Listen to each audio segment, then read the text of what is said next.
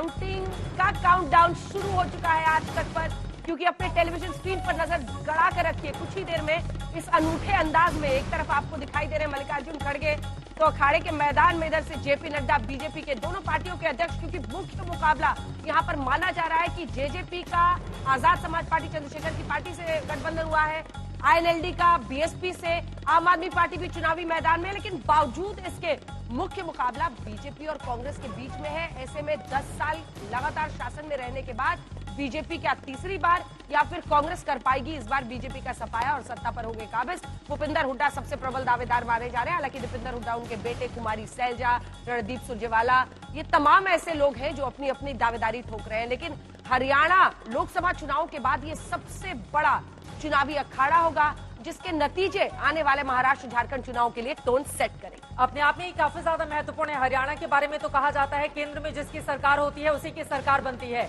लेकिन इतिहास ये भी रहा है कि जिसकी 2 बार सरकार बन चुकी है वो हैट्रिक लगाने में कभी कामयाब नहीं हो पाया। तो इस बार का सियासी समीकरण क्या रहेगा हरियाणा का आपको दिखाएंगे, लेकिन बात कर लेते हैं जम्मू कश्मीर की। जम्मू कश्मीर की कुल 90 सीटों पर आपको बताते चले थोड़ी देर में, यानी कि आधे घंटे का और इंतजार सुबह 8 बजे से जब मतगणना शुरू हो जाएगी तो धीरे धीरे रुझान भी साफ हो जाएंगे और 12 बजे तक एक बड़ी तस्वीर, बड़ी पिक्चर आपके सामने होगी कि किसकी बनने जा रही है जम्मू कश्मीर में सरकार। 10 सालों के बाद वहां पर विधानसभा चुनाव हुए हैं और यकीनन पूरी ताकत यहां पर तमाम पार्टियों की ओर से झोंक कर रखी गई थी। और यहां पर आपको दिखा रहे हैं, देखिए जरा, ये बेहद दिलचस्प तरीके से हम आपको डल झील के भीतर ये शिकारे मौजूद हैं और शिकारे एक एक करके आंकड़े लेकर आएंगे और वो बताएंगे कि भारतीय जनता पार्टी जिसने पिछली बार 25 सीटें जीती थी जम्मू क्षेत्र में, इस बार की परिस्थिति क्या रहती है? क्या कश्मीर में उसका खाता खुलेगा या फिर पिछली बार की तरह ही 0-0 पर वो आउट हो जाएगी? दूसरी तरफ नेशनल कॉन्फ्रेंस और कांग्रेस पार्टी जिन्होंने साथ मिलकर चुनाव लड़ा है, इस बार क्या उनको बहुमत का आंकड़ा मिलेगा? एग्जिट पोल के आंकड़े इसी ओर इशारा कर रहे हैं। दूसरी तरफ है पीडीपी, पहले के मुकाबले पीडीपी कमजोर मानी जा रही है। हालांकि 2014 में पीडीपी ने 28 सीटें जीती थी, बीजेपी के साथ मिलकर सरकार बनाई थी। तो वहीं इंजीनियर रशीद की पार्टी भी कई जगहों पर त्रिकोणीय मुकाबले में भारी पड़ती हुई दिखाई दे रही है। तो ऐसे में दिलचस्प हो जाता है। और यहाँ पर देखिए, ये आपको दिखा रहे हैं कि डल झील के भीतर से प्रतिशत के हिसाब से बीजेपी का वोट शेयर क्या रहता है, नेशनल कॉन्फ्रेंस का, पीडीपी का, अन्य का क्या रहता है। जैसे जैसे रुझान और आंकड़े सामने आएंगे वो आंकड़े आप तक हम पहुंचाना शुरू कर देंगे। मेरे ख्याल से एक एक टिप्पणी ले लेती हूँ। सबसे पहले विनोद जी, आपसे शुरुआत करते हुए क्या स्थिति बनती हुई दिख रही है? अब तो बहुत कम वक्त बाकी है। नहीं, अब तो वक्त बिल्कुल बहुत ही कम बचा हुआ है। देखिए, स्थिति जम्मू कश्मीर की वही है कि एनसी और कांग्रेस माना जा रहा है वैली में तो ये बिल्कुल इनका आगे होंगे। अब निर्दलीय जो लड़ रहे हैं या छोटी पार्टियां लड़ रही हैं उनका कैसा परफॉर्मेंस रहेगा इस पर काफी कुछ निर्भर करेगा।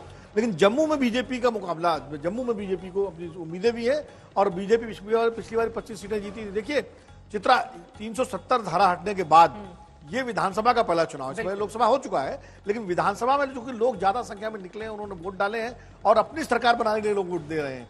ऐसे में इस चुनाव के नतीजों का इस पर भी असर पड़ेगा कि जो केंद्र सरकार ने फैसला लिया था 370 का, उसका कश्मीर, जम्मू और कश्मीर पूरे राज्य के लोगों ने, पूरे इलाके के लोगों ने कैसे किस रूप में उस फैसले को लिया है। बिल्कुल, और बीते 30 सालों में पहली बार है जब जम्मू कश्मीर में चुनाव का बहिष्कार नहीं किया गया। संजय जी, तो आज का रिजल्ट काफी ज्यादा अहमियत रखता है। नहीं, बिल्कुल चित्रा जी, आपने ठीक बोला कि बहिष्कार नहीं हुआ और अब टर्नआउट देखिए कितना जबरदस्त टर्नआउट है।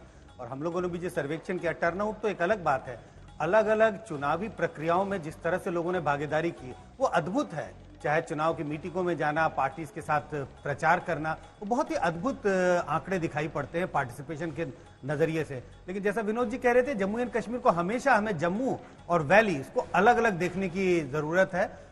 जम्मू रीजन में तो मुझे लग रहा है बीजेपी बहुत अच्छा प्रदर्शन कर रही है, लेकिन वैली में एक तरह से सीधा मुकाबला रीजनल पार्टियों के बीच है। एक तरफ एनसी और कांग्रेस का गठबंधन है तो दूसरी तरफ पीडीपी। तो 2 अलग अलग राज्यों को लगता है एक साथ मिलाकर चुनाव कराया गया है जम्मू एंड कश्मीर में। बिल्कुल, वोट शेयर की आप बात कर रहे थे, 69.35%, मतलब लगभग 70% आखिरी फेज में वोटिंग हुई है। पहले 30,000 40,000 वोट पड़ते थे, उसी में से तय हो जाता था कौन जीत रहा है, कौन हार रहा है। चुनाव आयोग ने जिस तरह से काम किया है वहां पर डिलिमिटेशन के बाद, ये भी याद रखिए कि जम्मू रीजन में 36 से 37 सीटें, जो 37 सीटें थे उससे 43 हो गई। वहीं 46 से 47 कश्मीर में हो गया। ये तस्वीरें हम आपको दिखा रहे हैं, अलग अलग जगहों पर पूजा हो रही है और पूजा पाठ के साथ ही सभी शुरुआत कर रहे हैं। रविंद्र रैना जो कि बीजेपी अध्यक्ष है जम्मू कश्मीर के, और ये भी याद रखिए कि इस बार पहली बार 9 सीटें रिजर्व की गई हैं शेड्यूल्ड ट्राइब के लिए। डिलिमिटेशन के बाद ये 90-90 सीटें दोनों ही जगहों पर, जम्मू कश्मीर में आप 90 सीटें देख रहे हैं, लेकिन जम्मू इलाके में 43 सीटों में बीजेपी कितना लाती है? पिछली बार 25 लाई थी। नायब सिंह सैनी भी पूजा के साथ शुरुआत कर रहे हैं।